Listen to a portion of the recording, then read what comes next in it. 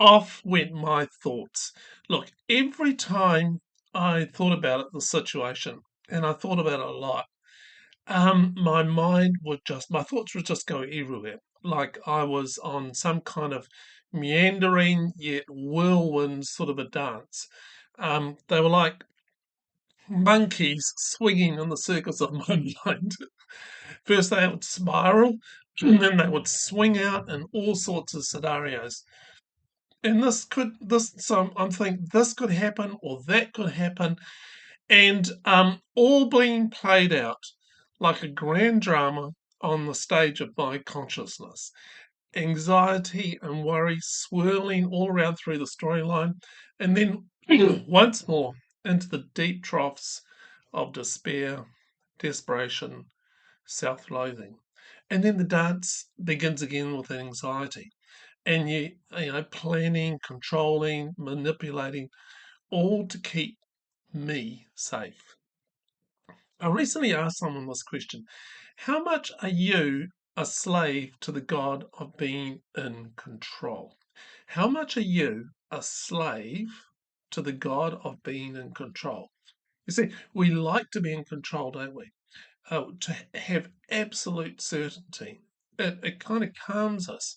But then we project this need for control onto others, much like a movie onto a screen. And, and here is the script you must follow in order for me to feel safe.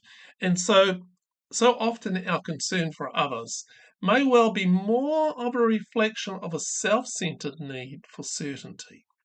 Have you ever noticed how you sometimes feel like a projection screen?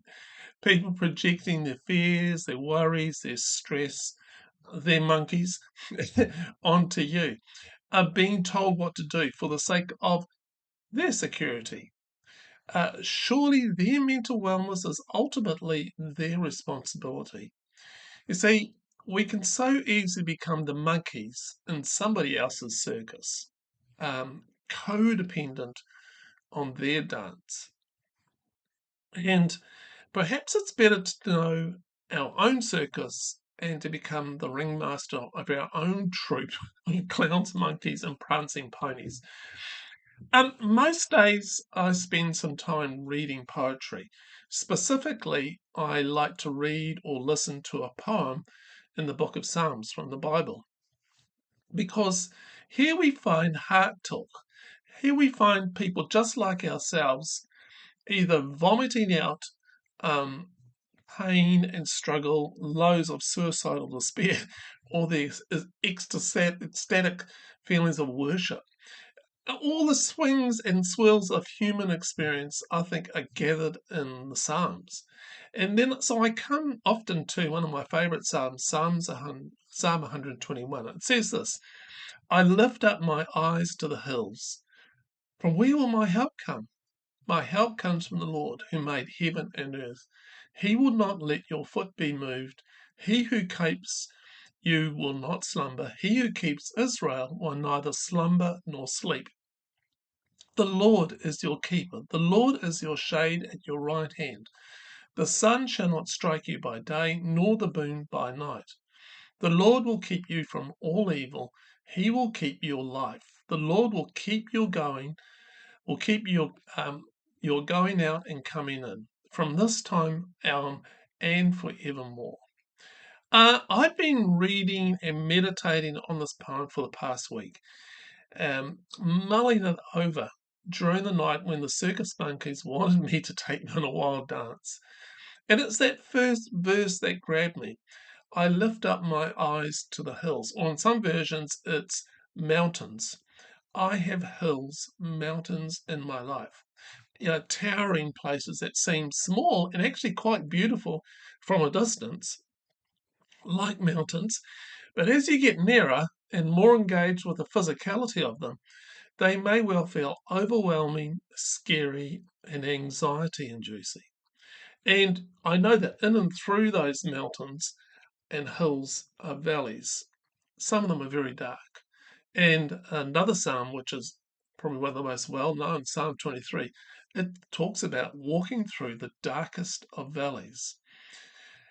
And in our anxiety and in our depression, we want to be kept, to know someone or something that holds us safe and secure.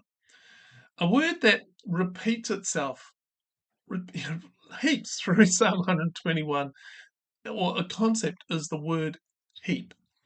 He who keeps you, he who keeps Israel, the Lord is your keeper. The Lord will keep you. He will keep your life. The Lord will keep. Um, in my research, I went back into the original Hebrew, and this word keep had different meanings. To keep means to have a hedge around you. So, like protected, kept safe, much like sheep were kept in walled uh, protection areas. Perhaps a hedgerow had been built up out of thorns and bushes and so on just to keep them safe. It's also meant to be kept as a beautiful garden is kept by a gardener. And I'm a gardener as well. And some people come and say, can you keep our garden? Keep our garden looking nice, keep it looking beautiful, keep it from getting overgrown with weeds. So often I have to go to people's places and they're just overgrown with bad trees and it's just looking ugly. They asked me to come and work on it. I clean it all up and it looks great because they've asked me to keep it. There is a keeping in which we can be secure. There is a keeping where we are kept. Um, Going back to this imagery of the mountains, I remember when I visited Colorado many years ago. Colorado, and there's the great Rocky Mountains. And from a distance, they're beautiful. You look at them and they're wow. But when you get up close, when you enter in amongst them, then the feelings begin to change. And you looked up and not out. And looking up, you feel engulfed by the height and add in a thunderstorm, which I experienced in the Rockies, and the booming of all those sound waves banging off all the mountains, they really frightened me to the core. And I was not used to that sort of booming. Um, and but those who have lived there for some time, they seem kind of oblivious. They just get on with their day and like nothing's happened. They got used to the mountains above them. But I looked up the mountains and there was fear. There was, fear coming into me. The thing is, I need to drop my gaze and look at my keeper, to the kind of providential life in which I am kept. You see, I've discovered that where I focus, I will go. If I keep looking up on the mountains and all that height and stuff and thinking of what's going to fall on me and what's going to crash, then I'm going to lose focus on the here and the now. You see, I can either choose to live in the fear of something falling on me, or I can live in the groundedness of the next step in the dust of today. Here's a little poem I wrote. I have a keeper. He surrounds me like a hedge. I would be crushed and overrun if thorns had not been bent. I have a champion, one who will plead my cause, one who knows the fullness of all that has gone before. Why do I fret? Why do I worry? Why do I give room to ruminate on what you already carry? You do not slumber, you do not sleep, ever loving shepherd, stumbling, fragile sheep. I shift my eyes to see your help, hedged in, safe, secure. I know, I am known, I am felt. Hey, thanks for watching. Thanks for listening. Um, have you signed up? Have you subscribed to the YouTube channel? Please do so. Send me an email. I'd love to hear from my viewers and listeners.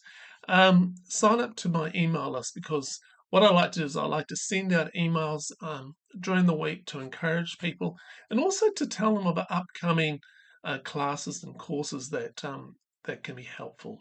Hey, sign up. All the details are below. Thanks. Bye.